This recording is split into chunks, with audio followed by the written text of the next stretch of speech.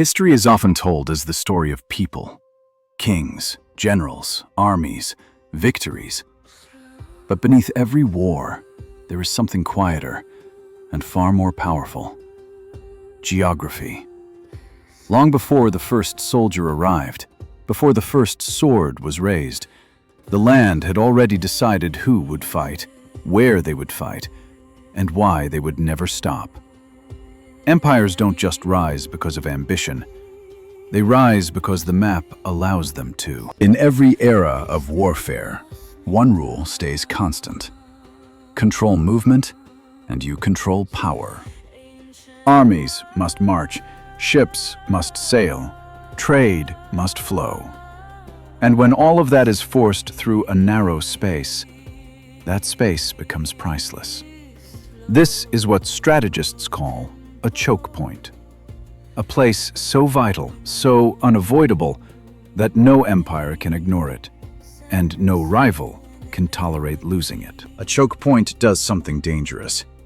It turns geography into a weapon. You don't need the largest army. You don't need the strongest navy. You just need to stand in the right place and block everyone else. That's why choke points don't create one war. They create centuries of war. Across the world, there are many famous choke points: the Bosphorus, the Suez Canal, the Strait of Malacca. But one stands apart. Older than canals, older than modern states, older even than recorded history.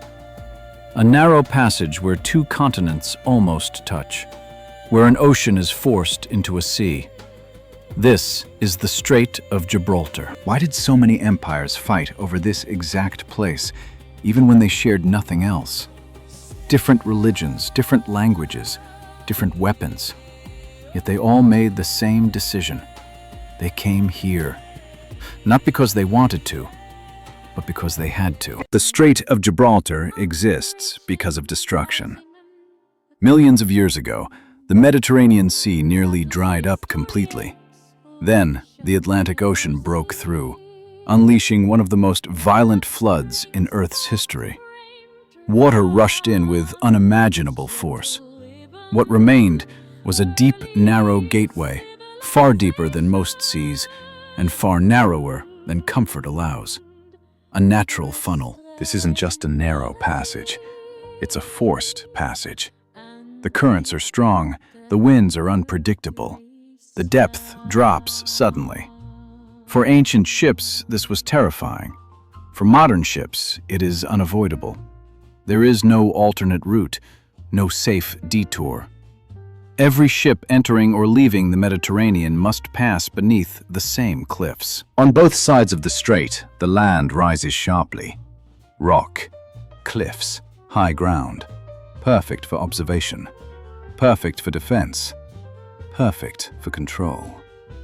This meant one thing throughout history. Anyone holding the land could watch and threaten every ship below. This is why Gibraltar isn't just important. It is commanding. Even when no one is fighting, its presence shapes decisions. Naval routes bend around it. Trade plans depend on it. Military strategies fear it. War doesn't start here by accident. It starts here by design. Long before empires studied maps, sailors told stories. To the ancient world, this place was not just dangerous. It was sacred and terrifying. The Greeks believed this was the edge of the known world. They called the cliffs on either side the Pillars of Hercules. Beyond them, the world ended. No return, no safety. Only monsters, chaos, and endless water. This fear gave the strait power long before war did. Whoever controlled Gibraltar didn't just control ships. They controlled belief. They decided who crossed into the unknown and who stayed behind. In ancient times, this was power equal to any army. As knowledge grew, fear turned into strategy. But the importance remained. What once marked the end of the world became the doorway to it. And every empire that learned this lesson made the same choice. they've fortified it. By the time written history truly begins, the pattern is already locked in. Trade follows the strait. War follows trade. Empires follow war. And once an empire arrives, another soon follows to challenge it. This cycle will now repeat for thousands of years. The first people to truly understand the Strait of Gibraltar were not conquerors. They were traders, the Phoenicians. They didn't arrive with massive armies. They arrived with ships, maps, and patience. To them, the Mediterranean was not a border, it was a highway, and Gibraltar was the toll gate. Phoenician ships carried metals, dyes, timber, and luxury goods between distant worlds. But every journey in or out of the Mediterranean passed through one narrow place. So they built forts, harbors, observation points, not to fight wars, but to control access. They understood something crucial. You don't need to own the world if you control the road that leads to it. As Phoenician influence spread, so did a dangerous idea. Wealth flows through geography. And whoever controls that flow doesn't just get rich, they get powerful. This lesson would not be forgotten. When Phoenician cities declined, one colony inherited their legacy: Carthage. Carthage didn't just trade through Gibraltar, it depended on it. Its survival was tied to maritime dominance. The strait was not optional, it was essential. When Rome and Carthage went to war, history remembers elephants, generals, and epic battles. But beneath all of it was a quieter struggle: control of the sea. Rome could not become a Mediterranean empire while Carthage controlled its western gate. And Carthage could not survive if Rome broke through it. This wasn't just about fleets destroying fleets. It was about strangling supply. If Carthage lost control of Gibraltar, its trade routes collapsed. Its colonies became vulnerable. Its economy weakened. Its power faded. Rome understood this, and Rome learned quickly. Early Rome was a land power, inexperienced at sea. But necessity teaches fast. Rome built fleets, copied ship designs, trained sailors. Not because it loved the ocean, but because the ocean blocked its future. Gibraltar stood between Rome and total Mediterranean control. When Rome finally defeated Carthage, the consequences went far beyond one city. Rome gained access to Atlantic trade, to distant resources, to uncontested naval movement. The strait was no longer a barrier. It was a Roman asset. Rome did what every smart empire does. It fortified what it conquered. Ports were strengthened, naval patrols increased, observation points were expanded. Not because an enemy was immediately present, but because one always would be. Rome knew history well enough to expect it. For a time, the Mediterranean became a Roman lake. Trade flourished, piracy declined, routes stabilized. But this stability was an illusion, because geography never changes, and the strait still existed, waiting. Choke points create a paradox. They bring prosperity and invite destruction. The more valuable they become, the more tempting they are to seize. Rome's control of Gibraltar did not end its importance. It amplified it. As Rome weakened, others noticed. Trade routes became less protected. Borders became porous. Control became uncertain. And once again, the gate looked vulnerable. By the end of the Roman era, the pattern was clear. Empires rise, empires fall. But Gibraltar remains. Each new power believes it will be the last to need it. Each one is wrong. The ancient world fades. New religions rise. New armies form. But the map does not change. The strait still funnels ships, still controls trade, still demands attention. And soon, a new force will arrive. Not just to control the gate, but to use it as a doorway. By the early 8th century, the old powers of the Mediterranean were exhausted. Rome was gone. Its roads crumbled. Its naval dominance faded. What remained was a fractured landscape, vulnerable, divided, and waiting.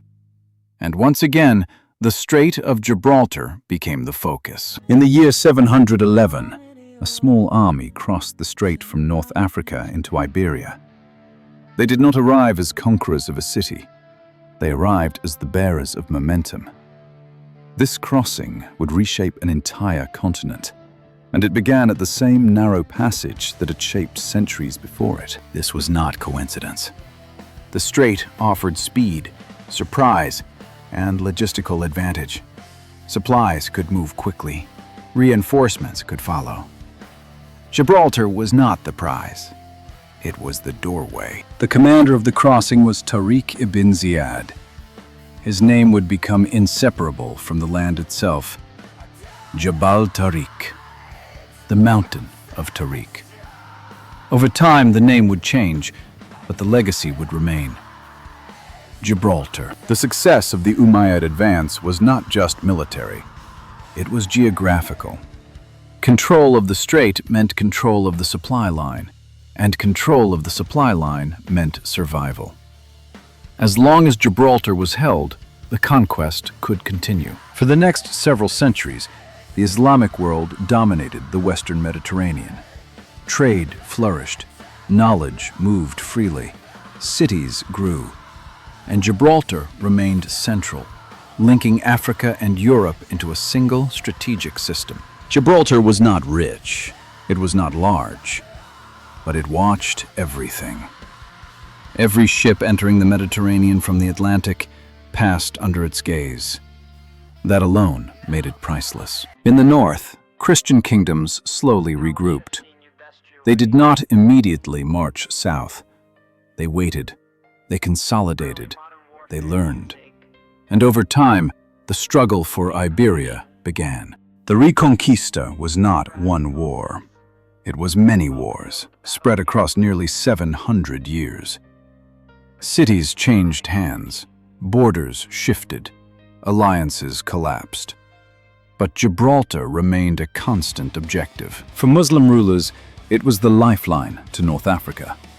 For Christian kingdoms, it was the key to sealing Iberia. Whoever held Gibraltar could open or close the door between continents. Gibraltar was besieged repeatedly, not because it was weak, but because it was decisive. Each side understood the same truth. Lose the gate, and everything behind it becomes vulnerable. Over time, Gibraltar became more than strategic. It became symbolic. It represented presence, legitimacy, control. To lose it was not just a military setback, it was a psychological blow. By the late 15th century, the balance shifted. Christian kingdoms pushed southward. The last Islamic strongholds fell, and eventually, Gibraltar changed hands again. Control changed. The importance did not. Gibraltar remained what it had always been, a gate. And history had taught a hard lesson. Anyone who controls it will be challenged, sooner or later. As medieval warfare gave way to cannons and sailing ships grew larger, a new kind of empire emerged, one that understood the sea as the foundation of power. And once again, Gibraltar stood in its way. By the early modern era, power no longer came from land alone. It came from the sea. Cannons replaced catapults. Sailing fleets replaced galleys. Trade routes became lifelines of empires, and once again, the Strait of Gibraltar became unavoidable. Britain was rising as a naval power, but to dominate global trade, it needed secure access between oceans and seas. The Mediterranean mattered, and Gibraltar controlled its western door. In 1704, during the War of the Spanish Succession, Anglo-Dutch forces seized Gibraltar. The decision was strategic, not accidental. Britain understood what others before it had learned. Hold the gate, and you influence everything beyond it. Gibraltar was small, rocky, difficult to supply, but it was irreplaceable. From this point forward, Britain treated Gibraltar not as territory, but as a keystone. Losing it was never an option. Between 1779 and 1783, Spain and France attempted to retake Gibraltar. What followed became one of the longest sieges in European history. The goal was simple: starve the fortress into surrender. The result was anything but. Britain turned Gibraltar into a fortress on a scale rarely seen before. Tunnels were carved deep into the rock. Cannons were positioned to dominate the sea. Supplies were rationed with precision. Gibraltar did not just resist the siege, it endured it. The siege failed for one reason above all others: sea control. As long as Britain ruled the waves, Gibraltar could be supplied. The same geography that invited attack also allowed survival. The Great Siege proved something undeniable. This rock could not be ignored, and it could not be easily taken. From that moment on, Gibraltar's reputation was sealed. As steam replaced sails and iron replaced wood, the importance of Gibraltar grew. Fleets became faster, trade became global, wars became total, and chokepoints became priceless. By the 20th century, another global conflict approached. This time, the stakes were higher than ever.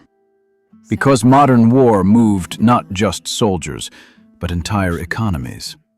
And Gibraltar sat at the crossroads. During World War II, Gibraltar was a critical Allied base. From here, convoys were protected, submarines were hunted, air and naval operations were coordinated. If Gibraltar fell, the Mediterranean could be sealed off. The Axis powers understood this. Plans were drawn to neutralize Gibraltar. Invasions were considered, sabotage was attempted. But the cost was high, and the risk was enormous. Again, geography decided the outcome.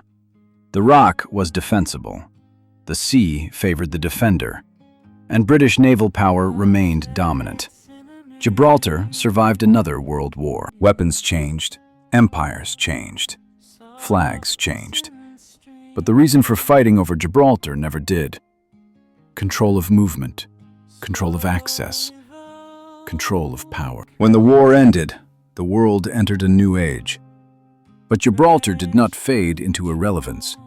If anything, its importance quietly increased. It's easy to assume that geography no longer matters. Satellites orbit the Earth, missiles cross continents, digital trade moves instantly. But ships still carry the world's economy, and ships still move through water. Over a third of global maritime traffic passes through chokepoints. The Strait of Gibraltar remains one of the busiest maritime corridors on Earth.